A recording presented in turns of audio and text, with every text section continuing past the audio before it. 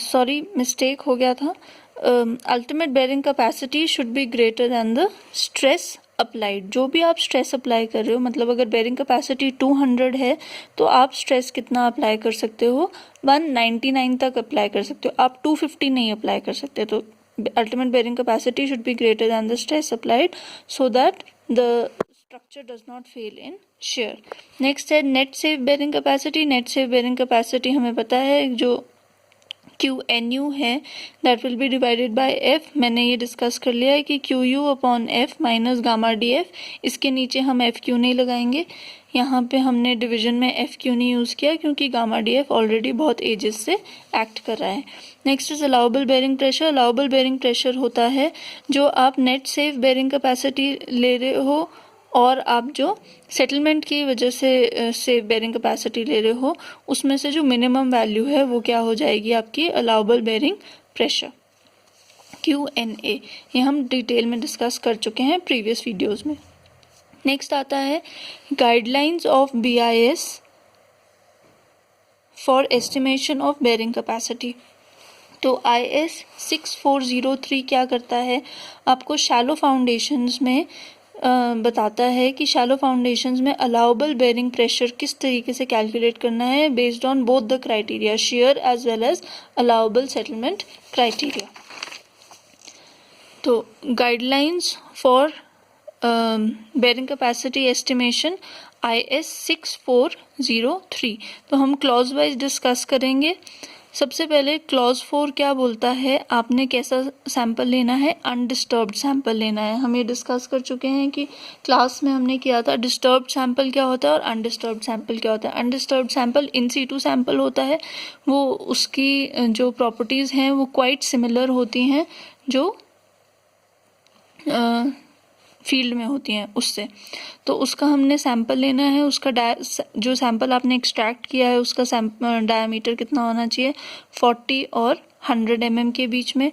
Then है कि आप ये जो आपने सैंपल्स लिए हैं इससे आप शेयर स्ट्रेंथ और कंसोलिडेशन कैलकुलेट कर लोगे। कंसोलिडेशन पैरामीटर्स जो हमने पिछली चैप्टर में शेयर स्ट्रेंथ के लिए हमने 3 टेस्ट डिस्कस करे थे, ट्राइएक्सियल, अनकन्फाइंड कंप्रेशन स्ट्रेंथ टेस्ट और डायरेक्ट शेयर टेस्ट। तो जिस टाइप की भी सॉइल होगी उस टाइप की सॉइल के हिसाब से आप शेयर स्ट्रेंथ कैलकुलेट कर लोगे, आप कंसोलिडेशन के टेस्ट कर लोगे। नेक्स्ट है आपने क्या डिटर्मिन करना है कि जिस सॉइल पे या जिस जगह पे आप बेयरिंग कैपेसिटी टेस्ट करने वाले हो उसमें ग्राउंड वाटर टेबल कहाँ पे है, क्या उसकी डेप्थ है फ्रॉम ग्राउंड लेवल। नेक्स्ट आता है क्लॉज 5। क्लॉज 5 बोलता है कि type of failure of soil under foundation. ये हम लास्ट चैप्टर में डिस्कस कर चुके हैं। General share failure, local share failure and punching share failure ये हमने डिस्कस किया है। तो आपने डिसाइड करना है कि किस टाइप की सॉइल है तो इसमें किस टाइप का फेलियर होगा, जनरल होगा, लोकल होगा कि पंचिंग होगा। फिर आप क्या कर सकते हो, जो आपने अनडिस्टर्ब्ड सैंपल्स लिए हैं उसमें से जो भी डिस्टर्ब्ड मटेरियल है आप उससे बाकी जो वैल्यूज़ होती हैं जैसे उसकी ग्रेडेशन की वैल्यू, उसकी परमेबिलिटी, वो डिपेंड करता है परमेबिलिटी। आप रीमोल्डेड सैंपल पे भी कर सकते हो, अनडिस्टर्ब्ड पे भी कर सकते हो। तो वो सब कैलकुलेट कर लेंगे और जो शेयर स्ट्रेंथ के हमने टेस्ट करे हैं उससे हम C और फाई की वैल्यू निकाल लेंगे। C क्या है, कोहेजन की वैल्यू है, और फाई क्या है, आपकी फ्रिक्शन एंगल है। तो ये दोनों हम कैलकुलेट कर लेंगे इन टेस्ट से, शेयर स्ट्रेंथ टेस्ट से। फिर क्लॉज, ये इम्पोर्टेंट है, क्लॉज 5.0.1 ये क्या देता है आपको, इसेंट्रिसिटी के ऊपर देता है। तो इसेंट्रिसिटी हमने 3 केसेस बनते हैं, मैं एक एक केस बारी बारी से डिस्कस करूँगी। सबसे पहले क्या है कि आपने सपोज करते हैं हम एक रेक्टेंगुलर फुटिंग ले रहे हैं। रेक्टेंगुलर फुटिंग में आपने लोडिंग करी है, लोड कहाँ पे कोइंसाइड कर रहा है, लोड कोइंसाइड कर रहा है आपके सेंट्रॉइड ऑफ द एरिया से। लोड और सेंट्रॉइड कहाँ पे है, सेम जगह पे है। तो इस केस में कोई इसेंट्रिसिटी नहीं होगी। देखिए नॉन इसेंट्रिक लोडिंग, तो एरिया, जो एरिया आप कैलकुलेशंस के लिए लेंगे वो एरिया क्या हो जाएगा, L into B. Am I clear? Next आता है आपका सिंगल इसेंट्रिसिटी। सिंगल इसेंट्रिसिटी में अगर आप देखेंगे ध्यान से तो हमने क्या किया है, वही सेम फाउंडेशन ली है, उसका सेंट्रॉइड कहाँ है, इस पॉइंट पे है, और आपका लोड कहाँ लग रहा है, यहाँ पे लग रहा है। तो लोड एक्स डायरेक्शन में थोड़ा सा शिफ्टेड है, किसके रिस्पेक्ट में, सेंट्रॉइड के रिस्पेक्ट में। तो इस डिस्टेंस को हम क्या बोलते हैं, इसेंट्रिसिटी। तो ये जो इस शिफ्ट का अमाउंट है उसको हमने किससे डिनोट कर दिया है, ई से डिनोट कर दिया है। तो कोड बोलता है कि जब आपने कैलकुलेशंस के लिए एरिया लेना है, अदरवाइज तो इसकी डायमेंशन यही है, L/B ही है, पर जब आपने कैलकुलेशन के लिए लेना है तो आप ये शेडेड एरिया लेंगे। इस शेडेड एरिया के अंडर ही हम क्या करेंगे, कैलकुलेशन करेंगे, और हम कंसिडर करेंगे कि बेयरिंग कैपेसिटी डिस्ट्रीब्यूशन के लिए जो एरिया लिया जाएगा वो यही एरिया होगा। तो ये मैंने कैसे रिड्यूस किया, कोड बोलता है कि जिस डायरेक्शन में इसेंट्रिसिटी है उस डायमेंशन को 2e से कम कर दो, माइनस कर दो। तो लेंथ को मैंने कितना कर दिया, L-2e।